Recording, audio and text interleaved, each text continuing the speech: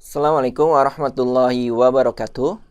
Oke, teman-teman, di kesempatan kali ini kita akan bahas kontrak belajar untuk mata kuliah aljabar linier. Oke, kita mulai dari yang pertama, yaitu informasi pengajar. Nama saya adalah Ahmad Faki MSC. Nah, ini adalah nomor WA yang dapat teman-teman gunakan untuk bertanya mengenai materi aljabar linier. Kemudian ini email digunakan untuk pengiriman tugas selain teman-teman harus upload di Indigos. Kemudian ini bagi teman-teman yang ingin silaturahmi, silakan.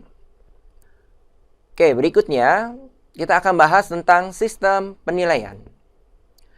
Harap teman-teman perhatikan ada 4 indikator.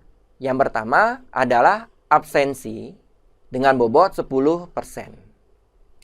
Ini yang perlu teman-teman perhatikan. Dianggap hadir jika melalui seluruh rangkaian pembelajaran. Atau dengan kata lain, teman-teman mengumpulkan tugas. Kemudian, syarat awal jika teman-teman menginginkan nilai minimal B adalah kehadiran minimal 80%. Jadi harus terpenuhi terlebih dahulu syarat awalnya, yaitu minimal kehadiran 80%. Itu memungkinkan teman-teman memperoleh nilai B. Indikator yang kedua yaitu latihan kuis tugas dengan bobot 20%.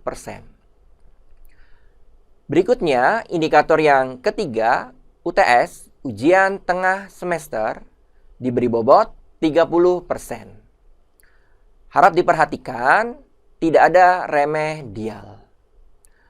Indikator yang terakhir, yang keempat, adalah UAS, ujian akhir semester, dengan bobot 40%. Sama halnya dengan UTS, UAS pun tidak ada remedial. Oke, ini adalah sistem penilaian pada mata kuliah aljabar linier. Sekarang kita akan lanjutkan. Berikutnya adalah ketentuan tugas. Tugas harus diupload yang pertama di Indigos. Kemudian yang kedua, teman-teman harus kirim melalui email. Alamat emailnya sudah ada di slide awal ya. Selanjutnya, tugas dikerjakan di kertas folio bergaris atau kertas yang digunakan untuk menulis ya. Boleh buku. Berikutnya, jangan lupa teman-teman cantumkan identitas diri, meliputi nama, NIM, kelas, prodi, dan tanda tangan. Selanjutnya, waktu pengumpulan tugas 1 minggu, dihitung dari rilis tugas. Bukan jadwal perkuliahan ya, tapi di sini dihitung dari rilis tugas tersebut. Kemudian berikut ini merupakan rincian waktu pengumpulan tugas. 1-3 hari, maksimal nilai tugas yang dapat teman-teman peroleh adalah 100. 4-5 hari, maksimal nilai tugas yang dapat teman-teman peroleh adalah 90. 6 hari, maksimal 85. 7 hari, maksimal 70. Dan 8 dan seterusnya, maksimal nilai tugas yang teman-teman peroleh hanya 50. Selanjutnya, subjek ketika teman-teman mengirimkan tugas melalui email adalah tugas aljabar pertemuan ke N. Nah, N-nya ini disesuaikan dengan pertemuan tersebut.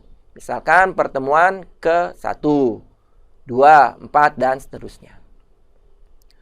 Ini adalah ketentuan tugas.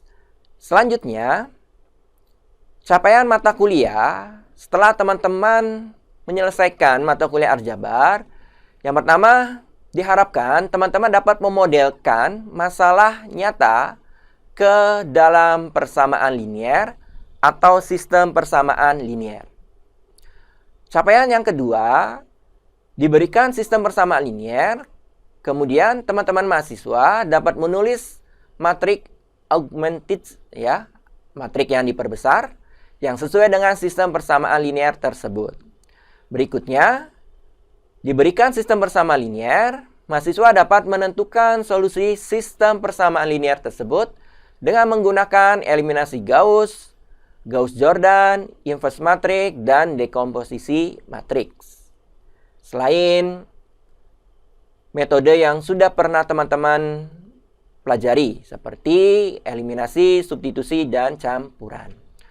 Berikutnya, yang terakhir, mahasiswa dapat menyelesaikan masalah yang berkaitan dengan vektor dengan menggunakan konsep vektor dengan tepat.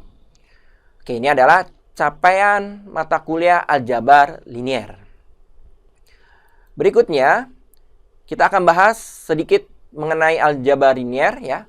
Apa, kenapa, dan siapa.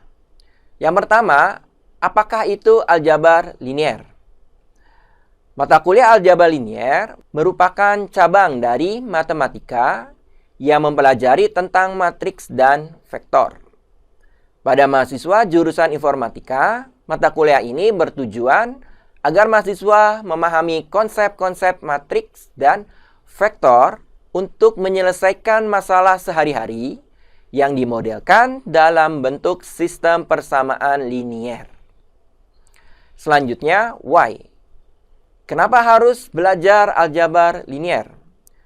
Aljabar linier mempunyai banyak peranan di bidang matematika dan di luar bidang matematika. Di luar bidang matematika, aljabar linier berperan di bidang ekonomi.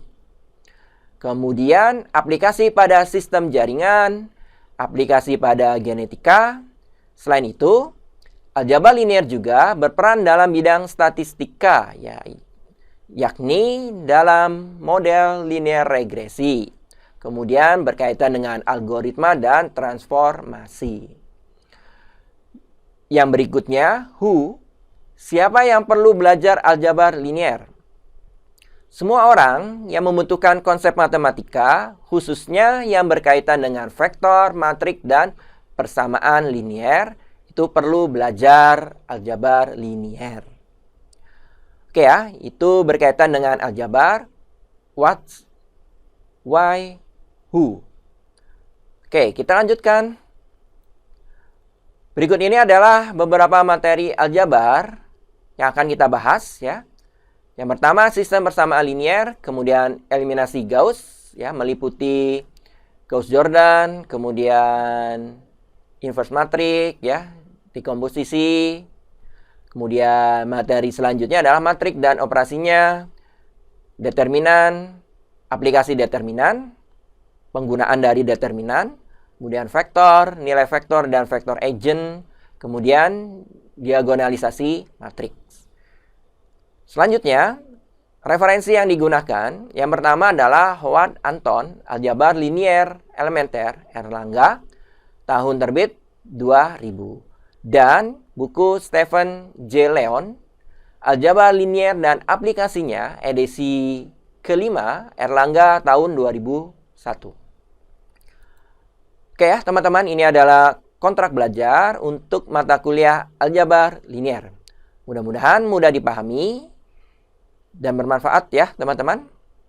Saya akhiri. Wassalamualaikum warahmatullahi wabarakatuh.